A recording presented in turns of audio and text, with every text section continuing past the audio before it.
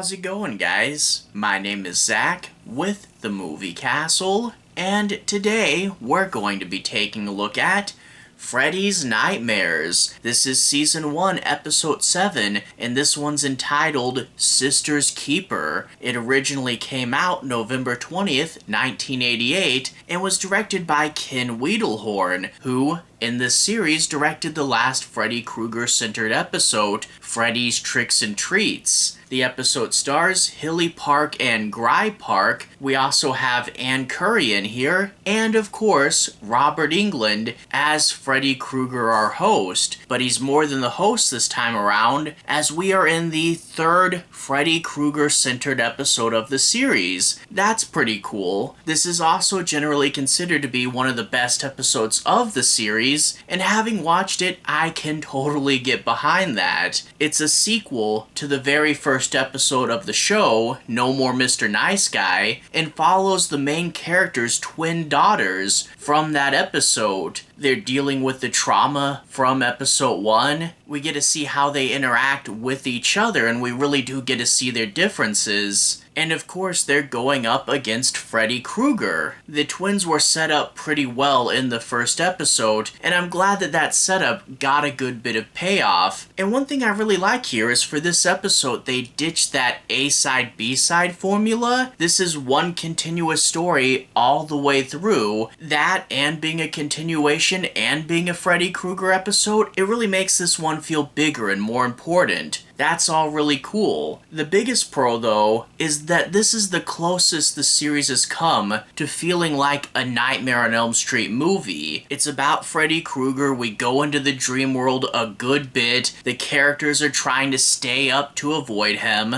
And we actually get a good bit of Robert Englund on screen. The last two Freddy Krueger-centered episodes didn't have enough of Robert Englund. In No More Mr. Nice Guy, they obscured his face for a good chunk of that episode, and then in Freddy's Tricks and Treats, there wasn't near enough Freddy Krueger in that one. He had to share screen time with evil grandma. But with this episode, it's all Freddy. It feels so much more Nightmare on Elm Street, and it's just so good to actually have him there. Now, if you guys are familiar with the series, though, this episode isn't perfect. Obviously, we do run into some budgetary issues, and there's a lot you can do in a movie that you can't do on TV. There's also a few subplots within this episode that don't really amount to much, and you kind of wonder why they're in there. But other than that, though, I do have to agree that this is one of the better episodes of the series. I think it's probably my favorite so far, and I really like this. I like Freddy Krueger. I like it being a continuation. Overall, this episode's pretty good and will definitely be a season highlight. But all that being said, I do want to talk a bit about the episode. I want to break down and analyze a few things and talk about what works and doesn't. I'll be avoiding the end bits and I'll try not to ruin anything big, so no major spoilers for this episode. That being said, I will have to spoil episode 1 because this episode is a sequel to it and deals with its ramifications, so fair warning for that. But without further ado, let's go ahead and take a deeper dive. We open up with the twins, Lisa, the more social outgoing one, and Merritt, the more timid one. It's been about a year since the events of the first episode. Merritt's been in an asylum for quite some time, and they say it's been about 6 months since she's gotten out, so about a year is my estimate. The twins know that their father was the one responsible for Freddy Krueger's death, and they know that he's dead, but they don't really know to what extent Freddy Krueger had to do with it. We get a scene really early on where Merritt's asleep and has an encounter with Freddy Krueger. Freddy scratches her, and downstairs Lisa's making out with her boyfriend. However, she's the one that gets the scratch. When Lisa comes upstairs, Merritt will freak out about this, and will quite quickly get the case where she knows what's up. She knows Freddy Krueger's still out there in the dream world, but because she was the one that was so traumatized, no one's really going to believe her. You're just crazy. Freddy Krueger isn't real. But also the second big revelation in that scene, Merritt got injured in the dream, but it was Lisa that got hurt in real life. This is a really good, interesting setup for twin twin characters. The idea that if you mess up, if you fall asleep, if Freddy Krueger gets you, it's not going to be you that pays for it, it's going to be your sister. That is such a cool, interesting idea. Well, we get to see a bit about how the twins' life has been and their rocky relationship with each other. Lisa thinks their mom is babying Merritt a little bit too much, but in reality, she does need a lot of help. But it's this thing, and it's a sad thing, you do see it in real life, where a lot of times when someone does need help, they start to drain on the family's resources, and even though they do need them, you can see that resentment starting to build. But they don't really hate each other, even though they're fighting, even though their relationship is stressed. You can tell that the twin sisters still do care about each other and have each other's best interest at hearts, even if things aren't perfect 100% of the time. We get them going to school, and of course Merritt's considered the weird girl. She's a bit of an outcast, while Lisa does have some friends. And admittedly, a lot of what happens in the school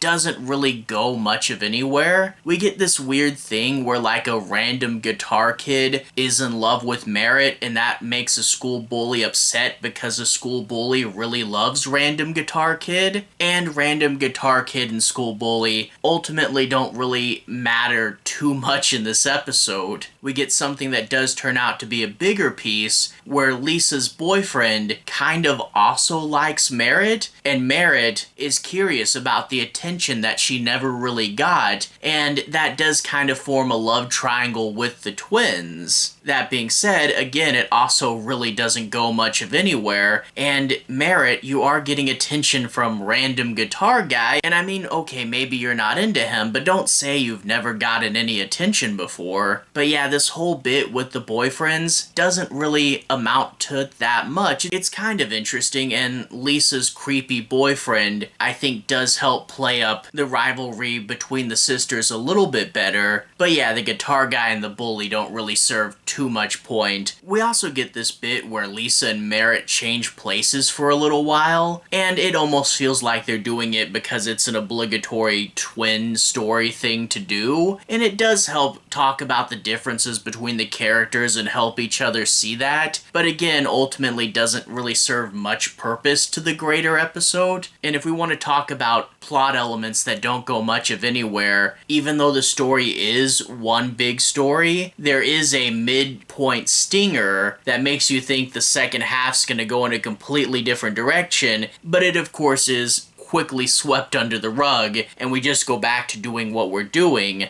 Don't get me wrong, I like doing what we're doing. It was just quite the big out-of-nowhere stinger to just be so quickly swept away. But you know the deal. Merritt's going to work to eventually get Lisa to believe more and more into Freddy Krueger, and the two girls are eventually going to have to come up with a plan. The episode does have a good sense of scale. We get more of Freddy and more of Dreamworld as we move on, and it really is classic Elm Street stuff, trying to stay awake and trying to figure out what the deal is. We're twins, maybe there's a special way we could work together to defeat Freddy Krueger. Yeah, the episode is in general focused, and it does build up to a pretty good second half. Now, obviously, as I said earlier, there's a lot that you can't do for a TV budget. There's a couple Freddy Krueger effects in here that are kinda goofy, but overall fun. And there is one super obvious stunt double that really does ring of cheap 80s TV. But overall, I do have to say I like this. This really had a lot going for it. Not two stories, but one. A sequel to a previous episode, being character focused, being Freddy Krueger focused, and really feeling much more like a Nightmare on Elm Street than what we had got previously. I have to say this is so far the best one, and I really did like it, so I can definitely recommend it. Anyway, here's hoping to more like this in the future. Always curious to see where this show is going. Anyway, all that being said, to everyone who's watched so far, thank you for watching. To everyone who's liked and subscribed, thank you. You really are helping the channel out. I'll leave a relevant playlist on the bottom. This should be my Freddy's Nightmares playlist. If you guys want to see me talk about the past episodes of the show, you should be able to find them there. Anyway, have a good day. I'll see you guys again very, very soon. Playlist here.